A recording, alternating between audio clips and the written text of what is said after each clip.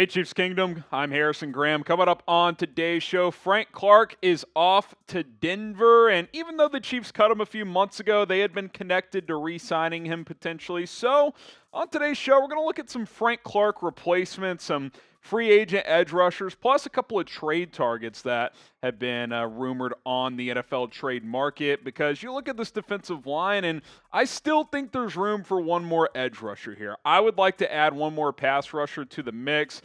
Felix Anudike-Uzomah is just a rookie. Michael Dana, is he poised for a bigger role? Maybe, maybe not. B.J. Thompson, he's a project. Josh Kando hasn't shown you much. I like Karlaftis and Minihue, but I think bringing in one more vet could make a lot of sense. It could kind of be the last piece for this defense this year. Now, are you upset that Frank Clark signed with Denver? Were you upset to see that?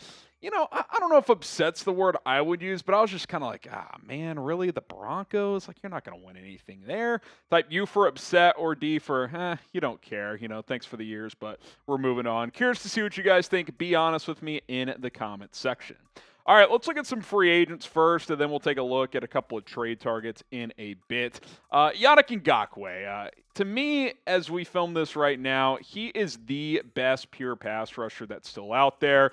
I just don't understand the reluctance for teams to sign him. I get it. He's not a great edge rusher, or a great run defender, but the guy just gets home. He knows how to sack the quarterback. He has 8 or more sacks in all 7 years of his career. He's the best pure rusher left on the open market, and I think the fit's actually perfect because you don't need him to be a 3-down guy. Like, you've got guys who can stop the run. Like, Karlaftis is a pretty good run stopper. Minihue can stop the run pretty well. Like, just bring this guy in to rush the quarterback on 3rd down. Like, I'm perfectly fine with that. He says he wants to sign with a contender. Now, maybe the multi-year request is a non-starter for Kansas City. He wants to sign a multi-year deal, but hell, maybe you convince him to sign a 1-year deal because you have a chance to win a Super Bowl. I would at least try to get Ngakoue in here. We'll see if that ends up being the case. Next up is Jadeveon Clowney, who remains available. He's obviously bounced around quite a bit over the past several years, especially throughout the AFC. Cleveland, Tennessee, obviously way back when with Houston. He's been around at this point, but he's kind of the antithesis of Yannick Ngakoue. He's a great run stopper, always has been. That's always been a strength of his game.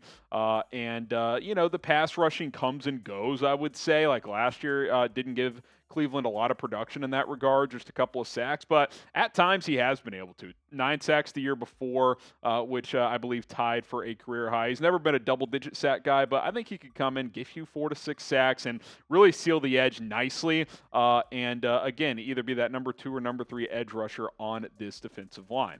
Now, pick one. Who would you rather sign? Different type of players. It really just depends on what kind of production you want. You want more pass rushing production? It's Yannick Ngakoue. Type Y in. If you want a guy who might be slightly better all around, better run stopper for sure, type JC for Jadeveon Clowney. Get your votes in the comments. Pin comment on today's show. Yannick Ngakoue or Jadeveon Clowney.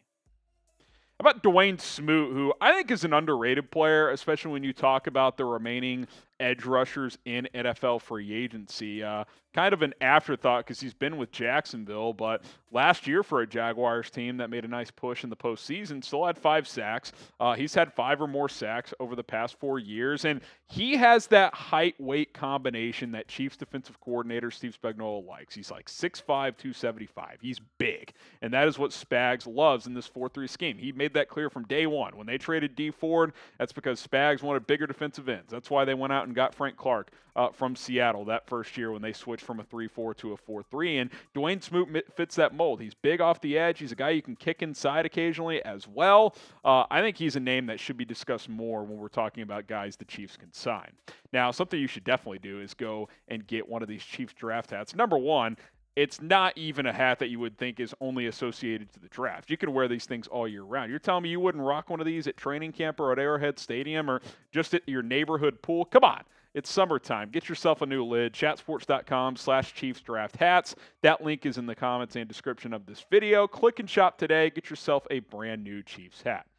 Next up is Robert Quinn, who started last year with the Bears, got traded to Philadelphia, and look, full disclosure, pretty much did nothing last year. I mean, Robert Quinn was a non-factor. But you look at what he did the year before, 18.5 sacks. Year before that, just 2 sacks. Year before that, 11.5. And he's kind of had this funky career where every other year he's really good. And so if you're buying into that theory, he'll probably bounce back in 2023. Now, eventually that's going to end, right? Because he's older, he's getting up there. Like, I don't think I would predict him to have 10-plus sacks.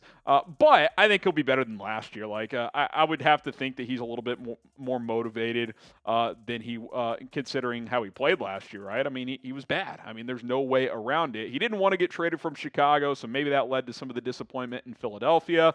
But I still think he's got a little something left in the tank, and if you bring him in here, at worst, he's a mentor. At best, he can contribute and give you a few sacks. One more name on the free agent market to discuss is Melvin Ingram, a guy who spent some time with the Chiefs 2 years ago, 2021 season, and played okay. I thought they would re-sign him last year, but he ended up signing with Miami. They gave him actually a decent little contract, and thought he performed pretty well. I mean, 6 sacks is kind of a rotation rusher, and that's what you would ask him to be here in Kansas City. That's what he was when they dealt for him at the 2021 trade deadline, spent part of that season with Kansas City, and had a couple of big plays. I want to say he had a big forced fumble against the Broncos, and Nick Bolton scooped and scored. I want to say that was Ingram. I'd have to go back and double check, but decent enough run defender, pretty good pass rusher, rotation guy. I think he could fit in as like your number 4 edge and be pretty productive for you. Subscribe to the channel. We'll take a look at a couple of trade options in a second, but the bottom line is if you want the Chiefs to add an edge, subscribe, turn on those noties, because if they do add an edge rusher, we're going to be covering it here on the Chiefs Report. YouTube.com/ChiefsTV.